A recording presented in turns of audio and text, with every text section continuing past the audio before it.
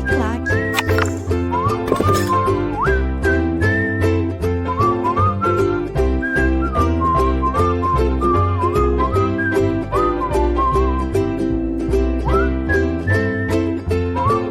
Olá, pessoal, tudo bem? Um grande abraço para todo mundo ligadinho aqui no LAC Concursos. Para desespero da concorrência, Edenilson Moraes está na área e se derrubar é pênalti. E hoje a gente começa a falar sobre história do Brasil. Vamos analisar uma série de temas importantíssimos que constam lá no edital para você que está estudando com determinação, com afinco, com vontade mesmo, com sangue nos olhos, com a faca entre os dentes, para ficar competitivo neste concurso. Hoje a gente fala sobre a Revolução de 1930 e sobre a Era Vargas. A Revolução de 1930, que foi justamente o movimento político-militar que conduziu à presidência da República o gauchinho lá de São Borja, Getúlio Dornelles Vargas, inaugurando uma nova fase na história do Brasil, conhecida como Era Vargas, que se estendeu por 15 anos. De 1930 até 1934, tivemos o governo provisório de Vargas. De 1934 até 1937, foi a vez do governo constitucional. E, por sua vez, de 1937 até 1945, tivemos a ditadura comandada por Vargas, que era chamada de Estado Novo. Portanto, senhoras e senhores, ao longo da Era Vargas, tivemos uma série de transformações econômicas, políticas, sociais e culturais no Brasil, que vão transformar todo o século XX em nosso país. É por essa razão que é de fundamental importância conhecermos os principais aspectos, as principais características do governo Vargas. Então é o seguinte, decida onde quer chegar e não pare até conseguir. Olha, pessoal, a subida para o sucesso é longa, é árdua, não tem elevador para o sucesso não, você tem que subir nessa montanha, que é íngreme, que é arriscada, mas decida onde você quer chegar e não para não. Não para até você conseguir. Muito bem, vamos começar então nossa aula falando sobre a Revolução de 1930. Olha só, pessoal, antes de falar da Revolução de 1930, eu vou falar um pouquinho sobre a chamada Primeira República no Brasil. Primeira República no Brasil, que também é conhecida como República Velha. Primeira República ou República Velha é o período que vai da proclamação, ocorrida em 1889, até a Revolução de 1930, que conduziu Getúlio Vargas ao poder. Por sua vez, a República Velha está subdividida em dois períodos. O primeiro deles é chamado de República da Espada. República da Espada foi o período em que o Brasil teve dois presidentes militares. Isso vai de 1889 até 1894. O Brasil teve dois marechais ocupando a presidência da República. O primeiro deles foi o Marechal Deodoro da Fonseca, o proclamador da República, em 15 de novembro de 1889. E o segundo foi o seu vice, o Marechal Floriano Peixoto, que governou até 1894. Dois marechais, dois militares ocupando a presidência da República. É por essa razão esse período ficou conhecido como República da Espada. A partir de 1894, com a eleição do primeiro presidente civil da história do Brasil, que foi Prudente de Moraes, nós temos o início das chamadas República das Oligarquias. República das Oligarquias, que vai acontecer até 1930, onde tivemos o predomínio das oligarquias, com destaque para a oligarquia cafeeira. É dessa época que vigorava a famosa política do café com leite, aquele acordo entre São Paulo e Minas Gerais, os dois estados mais ricos, mais populosos, que apresentavam o maior número de eleitores, apresentavam maiores colégios eleitorais no Brasil. Praticamente vão se revezar na condução da presidência da República em nosso país e vão ter alguns atritos ao longo desse período. Vale dizer também que nesse período oligárquico tivemos vários movimentos que vão conseguir abalar as estruturas políticas vigentes. Numa época em que tínhamos voto de cabresto, o voto era aberto, havia muitas fraudes nas eleições, não existia nem sequer a justiça eleitoral, havia uma exclusão social muito grande. No Brasil, a maior parte da população evidentemente, concentrava-se na zona rural, estava sujeita a péssimas condições de vida, o analfabetismo era alarmante em nosso país. E aconteceram vários movimentos de oposição ao predomínio das oligarquias no poder no Brasil, principalmente ao longo dos anos 20. Nós podemos mencionar entre esses movimentos o tenentismo, que foi um movimento surgido na baixa oficialidade do Exército Brasileiro, que era influenciada pelos ideais do positivismo.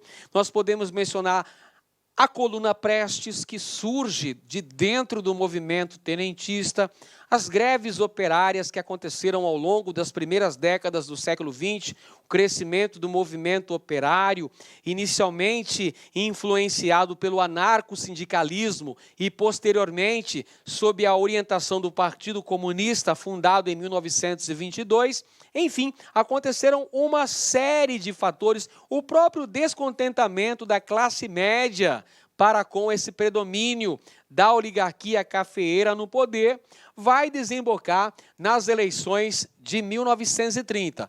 Pessoal, para compreender a Revolução de 1930, você tem que fazer um pouquinho de análise anterior, verificar as eleições realizadas no Brasil no ano de 1930, eleições presidenciais.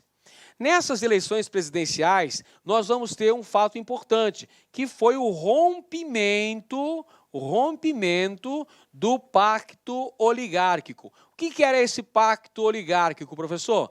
Era o velho acordo da política do café com leite, São Paulo e Minas Gerais, que estavam lá se revezando, gangorra no poder, né? Uma hora São Paulo, outra hora Minas.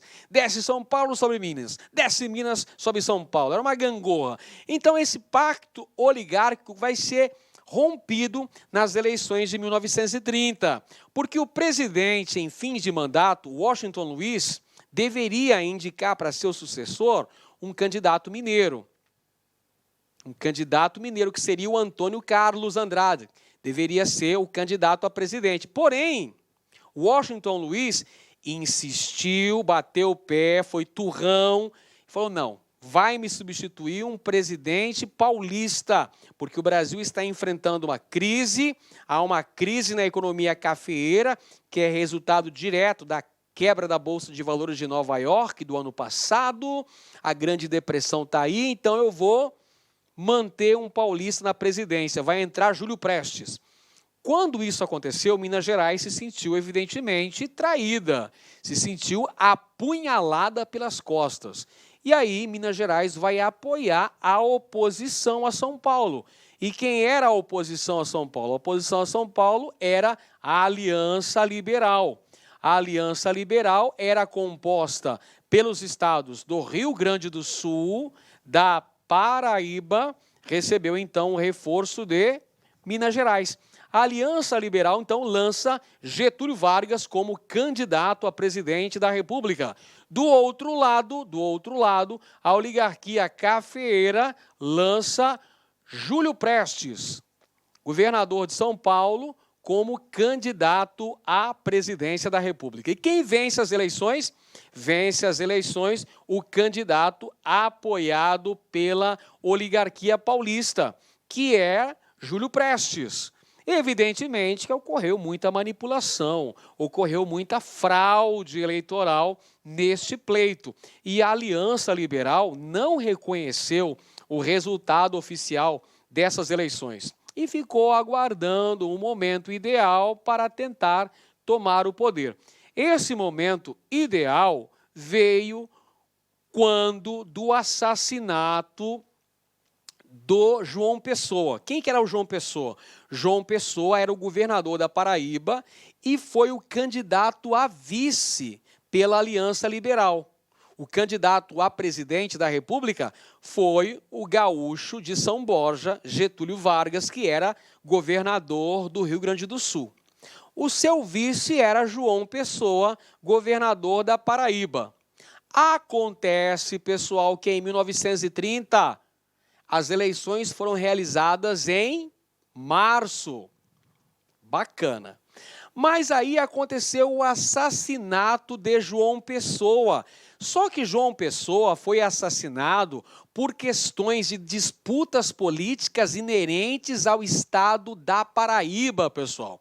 Há disputas oligárquicas que diziam respeito à Paraíba, a famosa revolta de Princesa, lá na Paraíba, pessoal, comandada pelo coronel José Pereira, que era um inimigo de João Pessoa. O assassinato de João Pessoa vai ser usado como estopim para dar início a um movimento que visava derrubar a oligarquia cafeeira do poder. Porque a Aliança Liberal, diante da comoção da morte do presidente da Paraíba, presidente é como se chamavam os governadores naquela época. O presidente do estado da Paraíba foi assassinado. Tal. Isso gerou uma grande comoção, pessoal, uma grande comoção. Não apenas na Paraíba, mas em boa parte do Brasil. E aí, diante dessa comoção popular, Antônio Carlos, líder mineiro que apoiava a Aliança Liberal, proferiu a célebre frase: façamos a revolução antes que o povo a faça. Essa foi a senha para dar início a um movimento político-militar, é um golpe de Estado que vai derrubar o presidente em fim de mandato, o Washington Luiz, e que também vai impedir a posse do candidato eleito, Júlio Prestes, e que vai assinalar o fim da Primeira República, doravante chamada República Velha. Compreende por que os membros desse movimento político-militar vitorioso, deste golpe de Estado que conduziu Getúlio Vargas ao Palácio do Catete, vai denominar esse período anterior de República Velha? Para dizer que era um período superado, um período marcado pelo desmando, pela crise, pelas fraudes, pela corrupção. Então vai chamar a Primeira República de República Velha e vai chamar o período a partir de agora de República Nova. República Nova ou Era Vargas. Começa a Era Vargas. Então compreenda de uma vez por todas.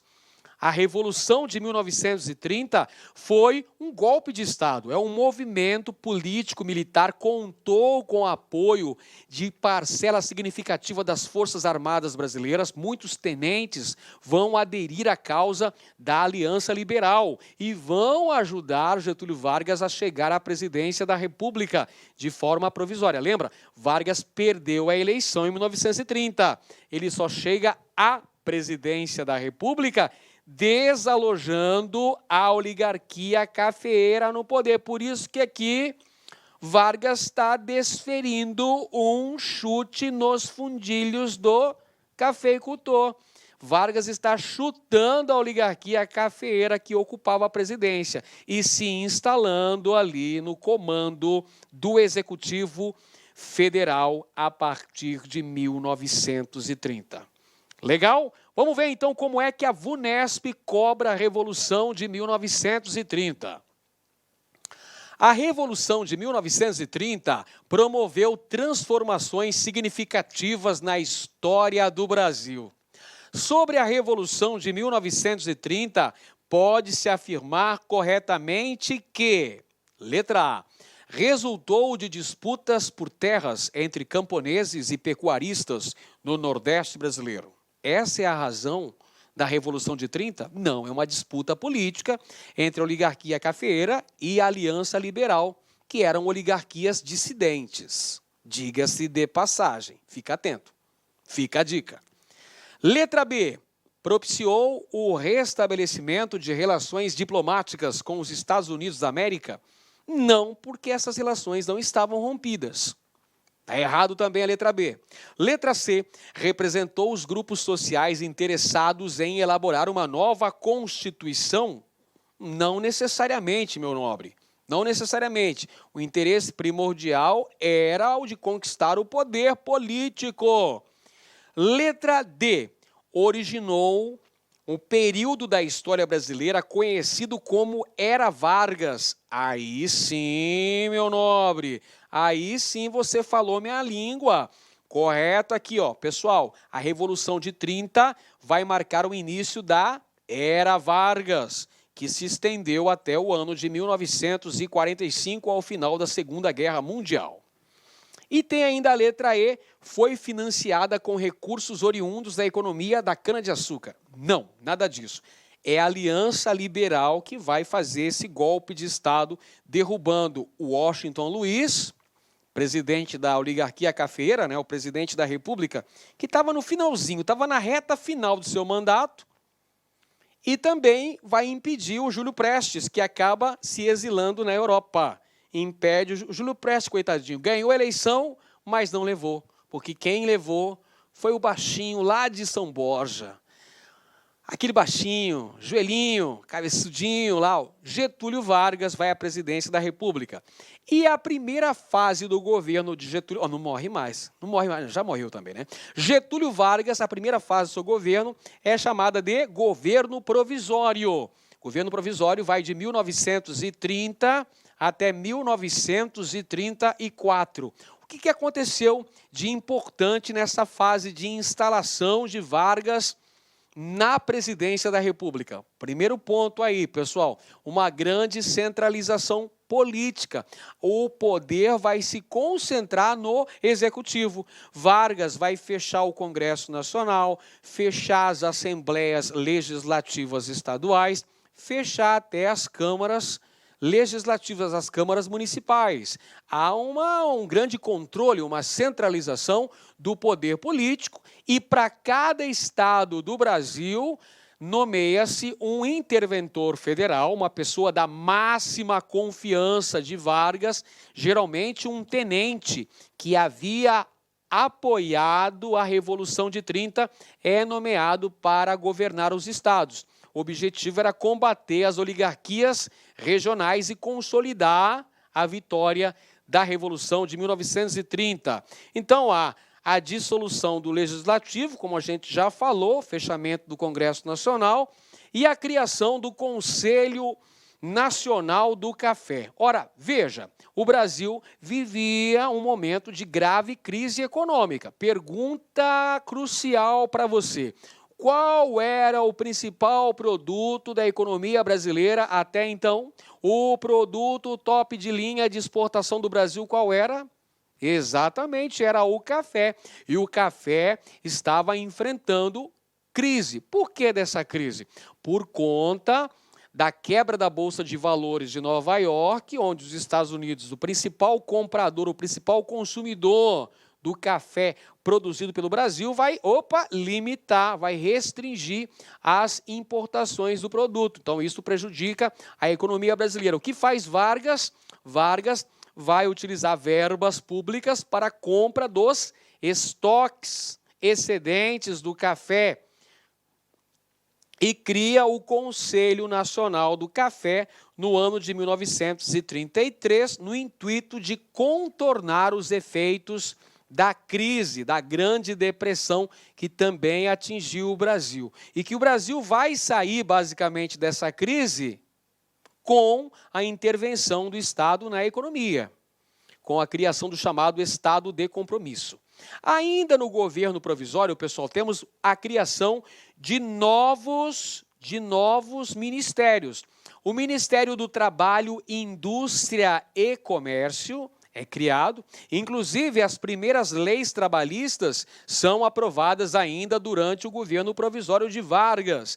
E cria-se também o Ministério da Educação e Saúde. Isso tudo durante o governo provisório, esses 4 primeiros anos. Aí você fala, mas professor, peraí, o governo provisório durou 4 anos? Eu nunca vi um provisório tão permanente assim. Exatamente.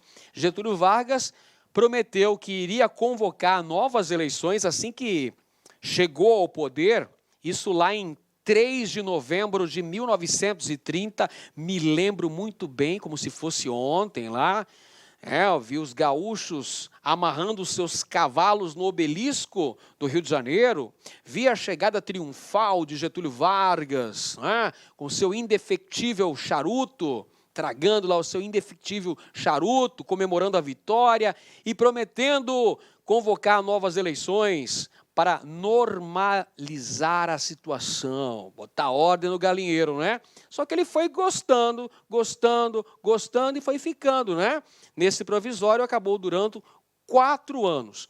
Ao longo do governo provisório, ocorre um movimento importantíssimo, pessoal, que foi a Revolução Constitucionalista de São Paulo, deflagrada no dia 9 de julho de 1932. Atenção para este tema, porque a banca adora cobrar esse assunto aqui. Revolução Constitucionalista de São Paulo, ocorrida no ano de 1932, foi um movimento de oposição ao governo federal, liderado pela elite paulista, a elite cafeeira, que havia sido derrubada do poder pelo golpe da Revolução de 1930 e tentavam um contra-remédio, né? Tentavam uma contra-ofensiva a Vargas, uma contra-revolução.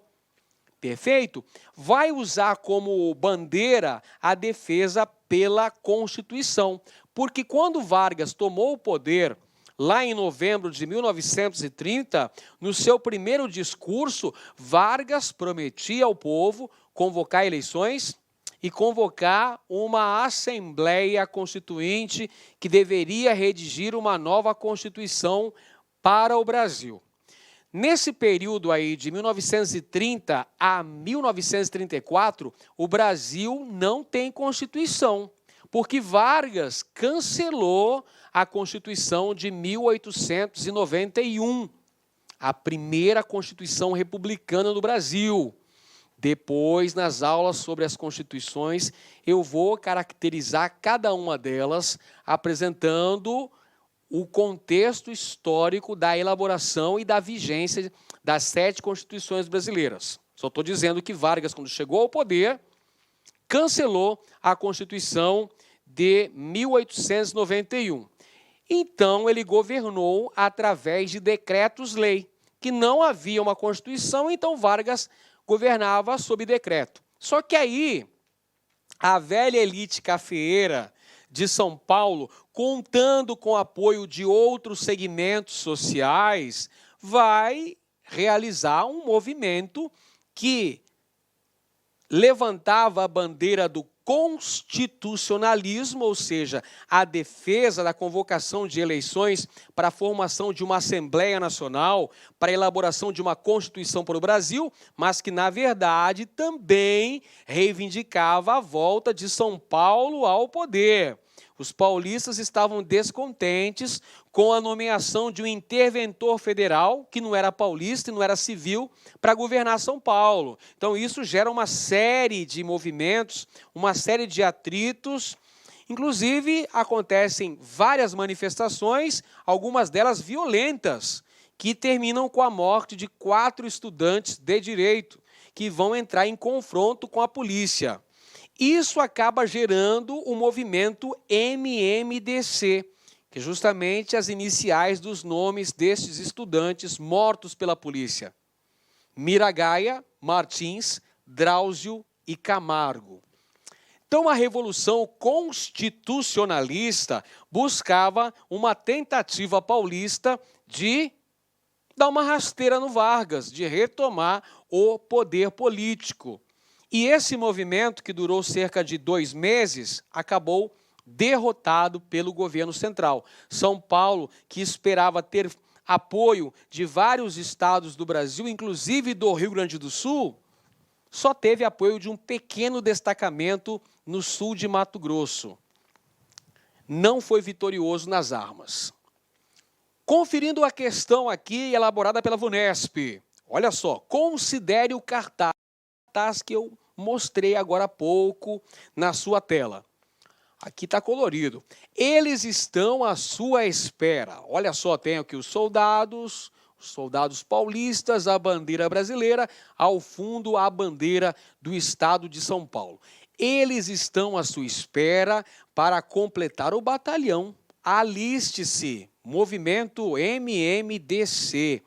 Então, olha só, este cartaz está conclamando os jovens paulistas a cerrarem fileiras junto ao exército de São Paulo para enfrentar o ditador. Quem seria o ditador? Vargas.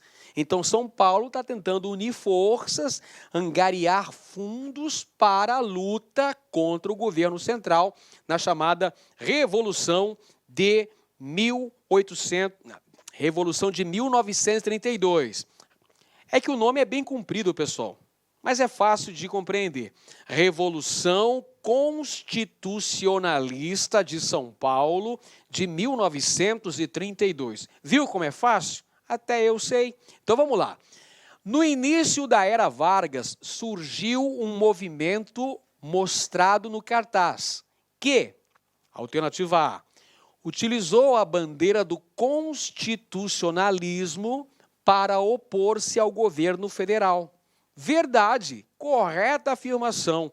De bate-pronto já encontramos a alternativa verdadeira.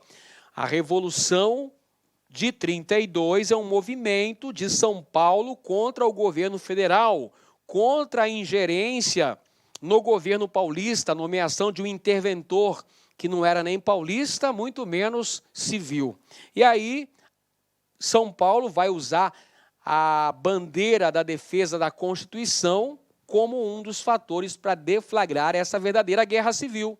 Foi uma guerra isso aí, uma guerra de São Paulo contra o governo federal, que durou cerca de 2 meses e terminou com a vitória militar das forças federais. A alternativa B defendeu a implantação de uma república socialista ou comunista no Brasil? Negativo, meu amigo. Letra C, obteve apoio incondicional dos partidos políticos para depor o presidente? Negativo, o apoio foi restrito. Praticamente limitou-se a São Paulo. Letra D, combateu o poder político das elites cafeeiras de São Paulo e de Minas Gerais? Não, cara. Na verdade, esse movimento aí vai se voltar contra o presidente Getúlio Vargas, contra o governo federal. E letra E, apoiou o presidente em troca da legalização do Partido Democrático Paulista? Não, foi um movimento contra o presidente Vargas, contra a intervenção federal nos estados e propondo eleições para a formação de uma Assembleia Constituinte para a elaboração de uma nova Carta Magna para o Brasil. Fato que aconteceu. Eleições de 1933, já contando com novidade, pessoal. Que novidades são essas, professor? Criação da Justiça Eleitoral, estabelecimento do voto secreto e direito de voto para as mulheres. A reforma do Código Eleitoral de 1932 trouxe essas novidades. Então, ocorreram eleições no ano de 33, elegeu-se uma Assembleia Constituinte que promoveu a promulgação de uma Constituição para o Brasil, a Constituição de 1934, uma Constituição liberal, democrática. Os mesmos constituintes que aprovaram essa nova Carta Magna para o Brasil elegeram de forma indireta Getúlio Vargas. Então, Getúlio Vargas ganhou de presente mais um mandato, iniciado a partir de 1934. Deveria durar até 38, mas aconteceu algo no caminho que eu te conto já já. Fica atento que já já eu te conto tudo. Então temos a eleição indireta de Vargas, governo constitucional.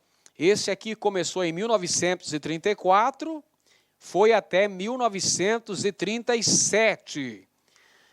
Durante essa fase aí, pessoal, no Brasil, que é uma fase democrática, até certo ponto, nós temos uma grande influência da conjuntura europeia, vai se refletir aqui no Brasil.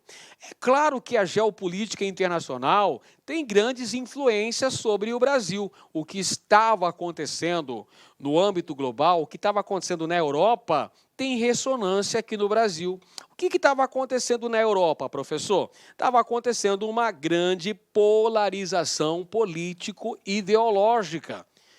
Como assim? Eu vou explicar para vocês. Havia o crescimento de grupos de tendência fascista e também crescimento de grupos de tendência socialista. Isso acontecia na Europa, cara. Aconteceu. Olha só. Em 1922, a ascensão de Mussolini na Itália. Em 1933, a ascensão de Hitler na Alemanha. Temos a ascensão de Salazar em Portugal. Temos a ascensão na década de 30 de Franco na Espanha. Temos a consolidação da União Soviética com o governo do presidente Joseph Stalin. Então, essa polarização político-ideológica que acontecia na Europa vai se refletir também no Brasil com o surgimento de organizações de ideologias completamente antagônicas. Nós vamos ter, nessa época, a década de 30, o surgimento de grupos políticos diametralmente opostos. De um lado, a AIB, a Ação Integralista Brasileira, aqui representada pelo galo tupã, pelo símbolo sigma, que simbolizava aí a união, Estado total, combatendo a influência do capitalismo internacional e a influência do bolchevismo, né? Apresentado aqui como minhocas sendo detonadas pelo galo tupã, essa AIB, grupo de tendência fascista. Os camisas verdes, como eles se auto-intitulavam. De outro lado estava a Aliança Nacional Libertadora, ANL, que era um grupo de tendência comunista, um grupo de tendência socialista, que combatia o fascismo no Brasil. Tanto é que eles chamavam os integrantes do integralismo de galinhas verdes. Então são esses dois grupos que surgem no Brasil durante o governo constitucional de Vargas. Por isso que ocorre essa grave polarização político-ideológica. De um lado temos a Ação Integralista Brasileira, grupo de tendência fascista de extrema direita, que tinha como principal mentor intelectual, principal liderança, Plínio Salgado. O lema do integralismo era Deus, Pátria e Família. E eles defendiam, entre outras coisas, um Estado forte, antiliberal e anticomunista. Já sacou, então, que os integralistas eram contra os comunistas. De outro lado estava a Aliança Nacional Libertadora, a ANL, que era um grupo de tendência socialista representando setores, vários setores da esquerda brasileira. A principal liderança política dos aliancistas da ANL era Luiz Carlos Prestes. Luiz Carlos Prestes, o Cavaleiro da Esperança. um dos líderes da chamada Coluna Prestes, que percorreu cerca de 25 mil quilômetros pelo Brasil entre os anos de 1925, 1927, aproximadamente aí nessa época. Não me lembro bem, era bem criança nessa época, né? Que aconteceu a Coluna Prestes, pessoal. Luiz Carlos Prestes, ele foi para o exílio, esteve na União Soviética, foi treinado lá pelos bolcheviques, né? Pelos membros do Partido Comunista Soviético e vem para o Brasil para formar esse grupo de tendência socialista que visava estabelecer um golpe de Estado para implantar o socialismo no país. Eles defendiam, entre outras coisas, a reforma agrária, o estabelecimento de um governo de tendência popular. Este grupo foi colocado na ilegalidade por Vargas em 1935. Então, Vargas mandou fechar, colocou na ilegalidade os aliancistas. Por conta disso, os aliancistas tentaram um golpe contra Getúlio Vargas, um levante armado que deveria acontecer nos quartéis militares em Recife, Natal e no Rio de Janeiro, mas acabou se tornando uma fracassada tentativa de revolta contra Vargas, porque as principais lideranças aliancistas acabaram presas, dentre elas Luiz Carlos Prestes, o líder principal da ANL, e sua companheira Olga Benário, alemã de nascimento, alemã e judia, que estava inclusive gestante, que acabou deportada para a Alemanha,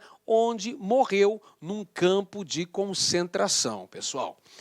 Esse movimento, que posteriormente ficou conhecido como Intentona Comunista, foi usada como pretexto para que Vargas governasse sob estado de sítio, estado de alerta.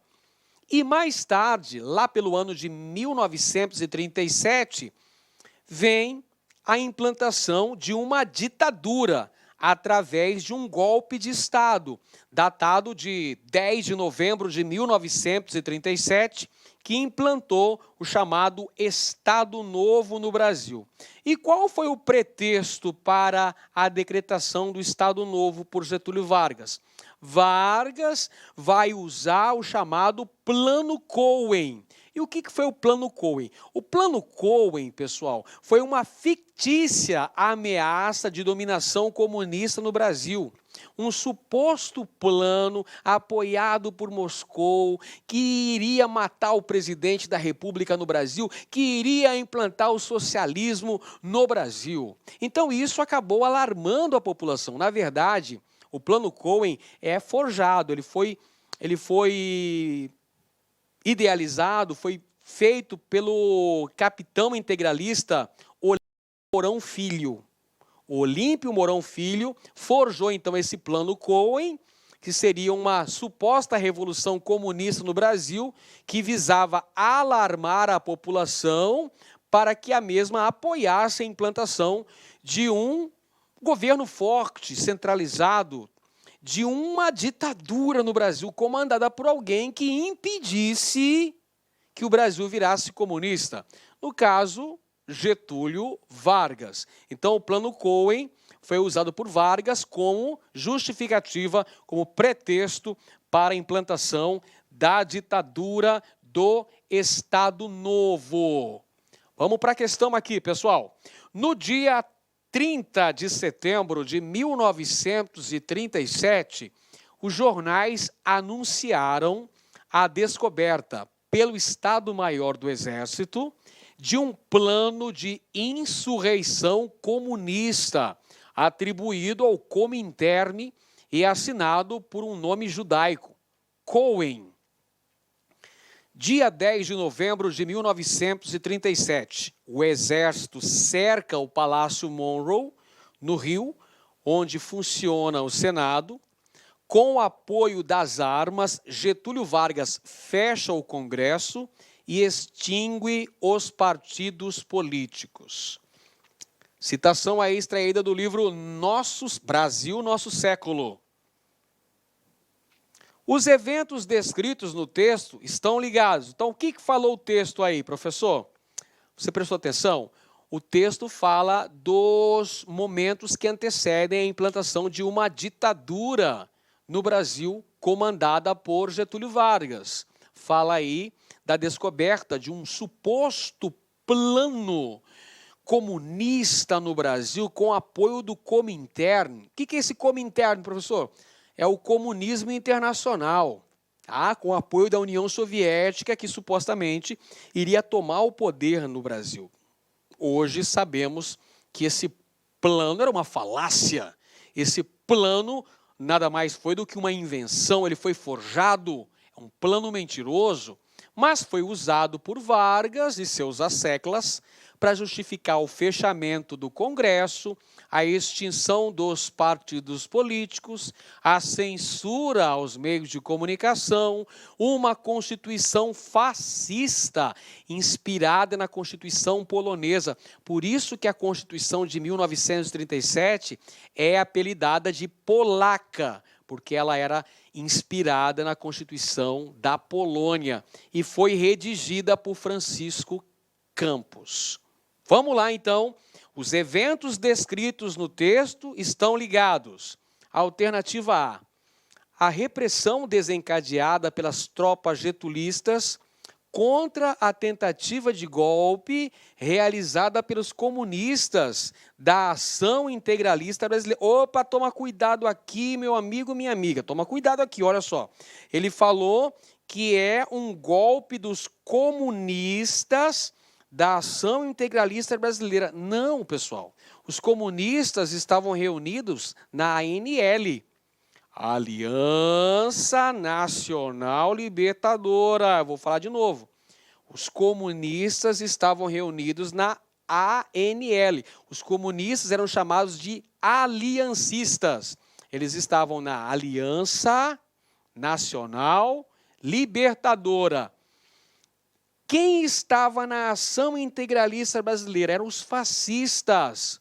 Os integralistas eram os fascistas. Os aliancistas eram os comunistas. Então, não confunda alhos com bugalhos, pelo amor de Deus. Vamos lá, prestar atenção. Pegadinha aqui, pessoal. Está errada essa afirmação. Letra A está errada. Então, já vamos excluindo a letra A. Vamos para a letra B, então. A estratégia utilizada por Getúlio Vargas e seus assessores para justificar a implantação do regime ditatorial do Estado Novo. Dá joinha aqui, ó. Dá joinha aqui. Beleza, tá correta essa afirmação B.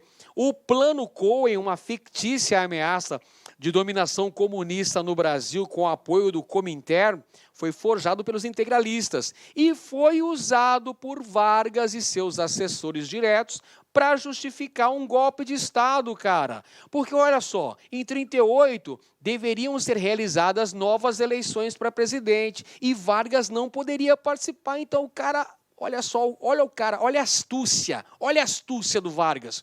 Ele dá um golpe de Estado e implanta uma ditadura, fecha Congresso, implanta censura, implanta uma Constituição fascista no Brasil, implanta até mesmo pena de morte para casos políticos. Imagina só, a parada ficou sinistra.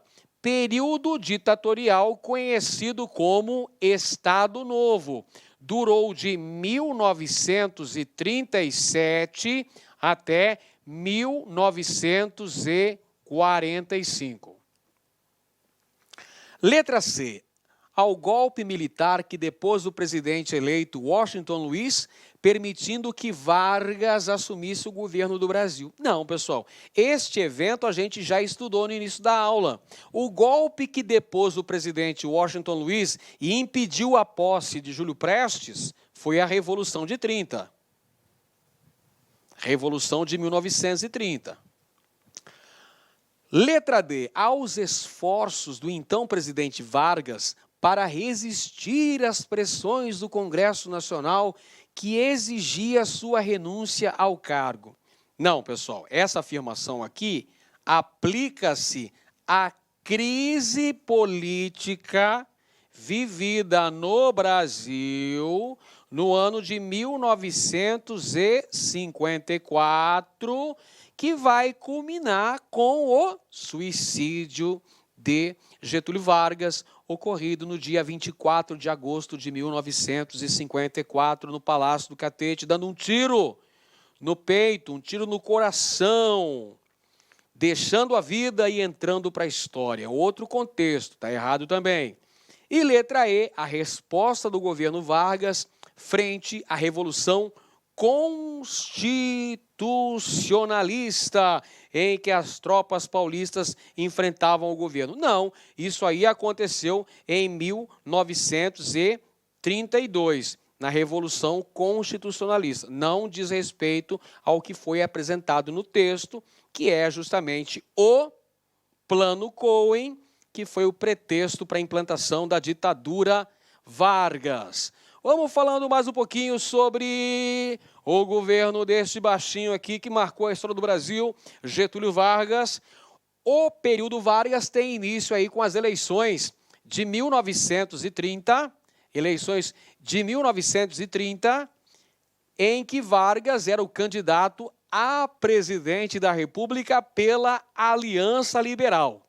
Ele foi derrotado naquele pleito. Quem venceu as eleições foi o candidato da oligarquia cafeeira, o governador de São Paulo, Júlio Prestes. Ganhou, mas não levou. Ganhou, mas não levou. Por quê? Porque aconteceu a Revolução de 1930, movimento político-militar, que acabou com o poder da oligarquia cafeeira e colocou Getúlio Vargas sentado na cadeira de presidente da República no Brasil, dando início ao chamado Estado de Compromisso. O que é esse estado de compromisso, pessoal? É justamente o Estado assumindo o controle na condução da economia, da política e da sociedade brasileira. Não à toa que ao longo dos 15 anos da era Vargas, vários acontecimentos relevantes aconteceram. Estabelecimento das primeiras leis trabalhistas, posteriormente tivemos a aprovação da CLT no ano de 1943, nós temos a criação de novos ministérios, o Ministério do Trabalho, o Ministério da Educação, nós temos o estabelecimento do voto secreto, o voto feminino, a criação da Justiça do Trabalho, a industrialização do Brasil com apoio estatal, esse que é o chamado Estado de Compromisso. E a última fase do período Vargas foi a ditadura, o Estado Novo, que durou de 37 até 45. Período este em que o Brasil teve a aprovação da CLT, que era inspirada na Carta del Lavoro de Mussolini na Itália, CLT corporativista, consolidação das leis trabalhistas em 1943 e a criação das indústrias de base no Brasil no contexto da Segunda Guerra Mundial. Criação da Companhia Siderúrgica Nacional em Volta Redonda, no Rio de Janeiro, e a criação da Companhia Vale do Rio Doce em Minas Gerais. Ambas no contexto da Segunda Guerra Mundial, com apoio de capital e tecnologia dos Estados Unidos da América, em troca do apoio brasileiro aos Estados Unidos na Segunda Guerra Mundial. Vamos lá para mais uma questão aqui. Leia as afirmações sobre a Revolução de 30 e a Era Vargas. Vamos conferir, então, cada uma das afirmações. Primeira afirmação. A emergência da classe média, do tenentismo, do movimento operário, contribuiu para a vitória da Revolução de 1930. Olha, podemos considerar essa afirmação verdadeira porque estes são movimentos, os anseios da classe média, a oposição do tenentismo ao domínio oligárquico cafeeiro, as greves promovidas pelo movimento operário, vão abalar as estruturas, vão provocar ranhuras irreparáveis no edifício político do poder cafeeiro, da chamada república oligárquica. Então, isso abala, sim, o poder da oligarquia cafeeira e contribui para a vitória da Revolução de 30, liderada pela Aliança Liberal, tendo à frente Getúlio Vargas. Número 2. Estados da Federação insatisfeitos, especialmente com a hegemonia de São Paulo, associados a setores econômicos como charqueadores, produtores de açúcar, de cacau e segmentos industriais, contribuíram para derrubar o Estado oligárquico. Mais uma afirmação correta, pessoal. Afirmação correta. Vamos voltar aqui. Espera aí, vou colocar aqui embaixo. Verdadeira afirmação 1. Afirmação 2 também está correta, pessoal. Perceba que havia muita dissidência oligárquica. Vamos voltar aqui à afirmação dissidências oligárquicas. Muitos insatisfeitos com a hegemonia paulista na presidência da República. Muitos setores descontentes com o predomínio de São Paulo e vão apoiar a Aliança Liberal que lançou Getúlio Vargas como candidato à presidência da República. 3. Em 1937, Vargas fechou o Congresso Nacional, instalou o Estado Novo e passou a governar com poderes ditatoriais. O governo passou a ser centralizado e o Departamento de Imprensa e Propaganda atuou na linha de frente da censura. Olha só, a gente ainda não falou sobre as características principais do período conhecido como Estado Novo, o período ditatorial comandado por Vargas. Mas essa afirmação também é verdadeira, pessoal. O Estado Novo é um período de ditadura Vargas, cujo principal órgão de censura era o Departamento de Imprensa e Propaganda, o DIP. O DIP tinha duas funções. Você tem uma ideia, o Departamento de Imprensa e Propaganda era inspirado no Ministério da Propaganda nazista, lá de Joseph Goebbels, da Alemanha nazista.